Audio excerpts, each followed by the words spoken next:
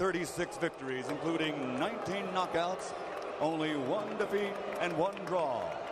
From Civitavecchia, Italia, the WBC #1 contender, the challenger, El Retador, Gianluca Silver Horse Branco.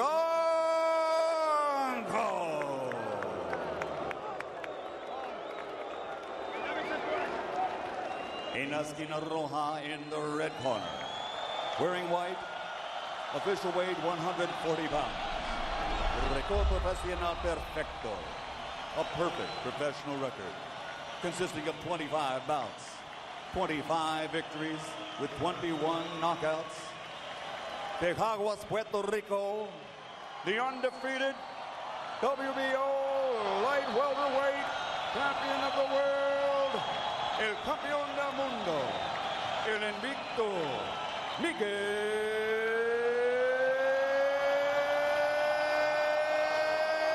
Cotto.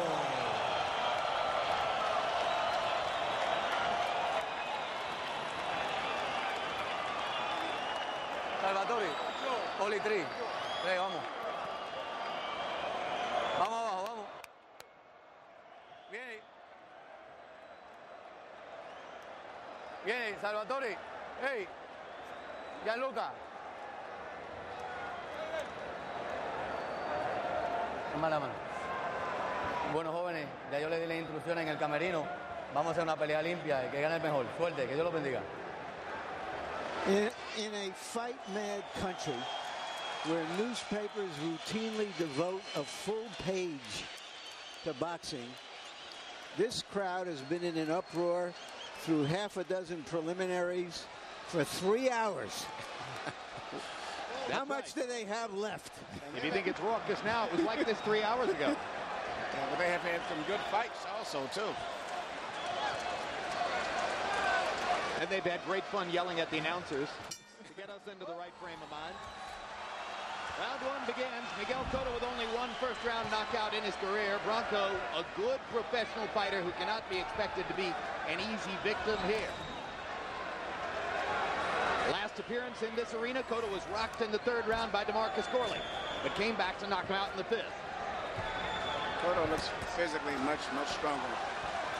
Well, in part, Emmanuel, that may be due to the fact that he trained for a month in Florida and made the weight easily. And probably eaten very good in the last 24 hours, too. First time in his career that he has gone away from home to train. Previously, he has always trained in his hometown of Caguas, Puerto Rico, and perhaps it was a response to the apparent absence of focus he seemed to show sometimes in the Torres fight, when he agreed to trade punches with a guy who had faster hands on at least 2 or 3 occasions.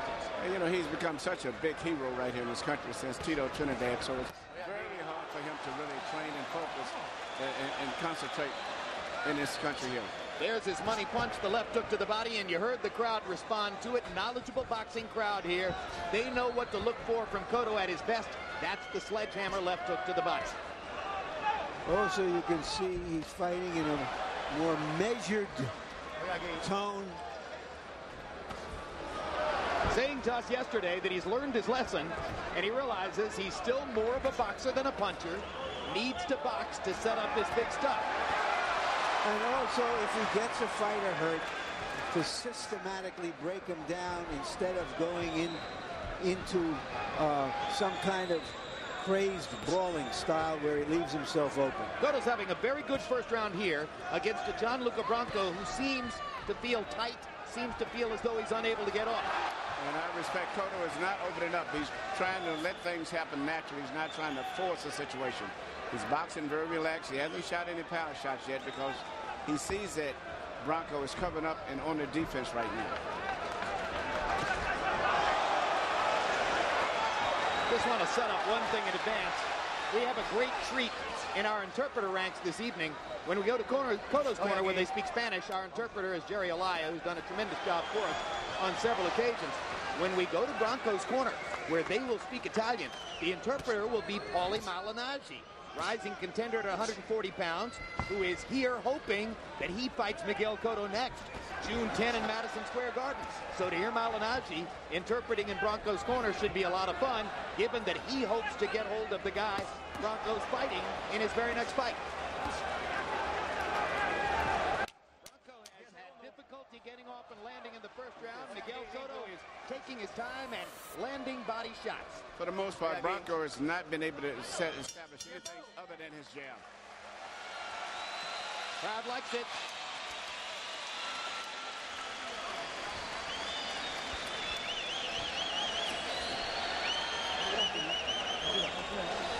We'll hear from Jerry Olaya first in Cotto's corner. Good, break deeply. All right.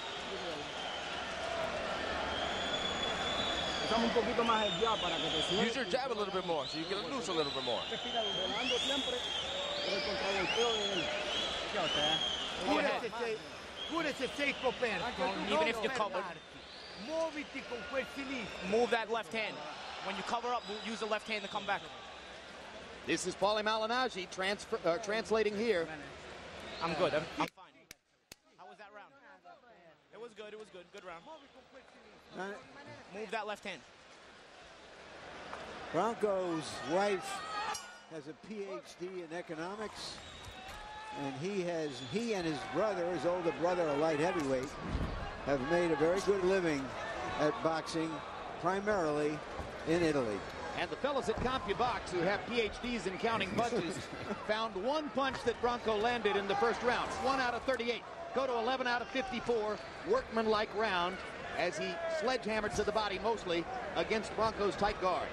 You know, I'm glad you mentioned Branco's background with his family, all of them in boxing. That's what's interesting. Cotto and Branco both have backgrounds where the brothers, uncles, and everyone just about was boxing. So they've been raised in family of nothing but boxing people. Yeah, well, Cotto's brother, Jose, is an undefeated lightweight, and he's going to be fighting for a piece of the title against Juan Diaz. So Jose Cotto is 27-0. Miguel Cotto is 25-0. Both of them trained by their uncle Evangelista Cotto, who was never a fighter. Yeah, isn't that interesting? Very, very rare. One in the family that didn't fight, and he's the trainer. Sometimes the guy who was never a fighter has a good perspective as a trainer. Well, evidently it's worked in his case. Is Cotto being a little too patient here, Emmanuel, or is this the right pace?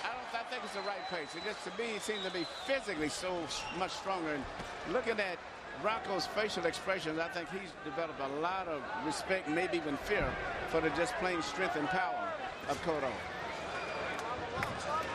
Question is, can the crowd, with their excitement, hype Cotto into getting outside of his envelope and fighting the way he shouldn't fight by being more aggressive and trading punches? Cotto's at his best when he stays within his boxing form and waits his turn. I think he's going to fight a very intelligent fight based on the experiences he's had in recent fights where he's been hurt so much. I think he's going to fight a controlled fight tonight. So far, thoroughly under control. So far, pounding away at a Branco who cannot find an avenue to open his own offense quite yet. Incidentally, earlier this evening in Manchester, England, Wales' Joe Calzaghe with an easy unanimous decision over Jeff Lacey to become the undisputed kingpin of the 168-pound weight class. A very disappointing performance by Jeff Lacey of Tampa, Florida. And also,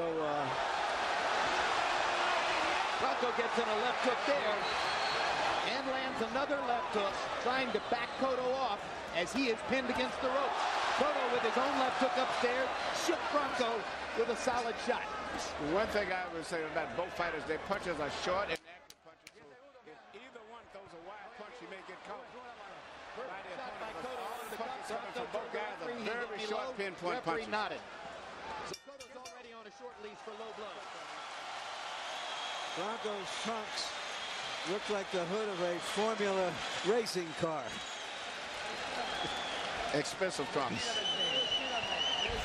Another result just in. North Carolina beats Duke.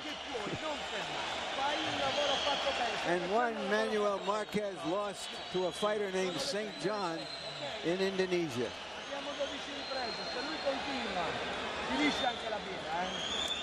poi quando riprendi la misura lì sono cazzi solo. Ok? You gotta measure him. You gotta get the measurement on him. Get set the distance.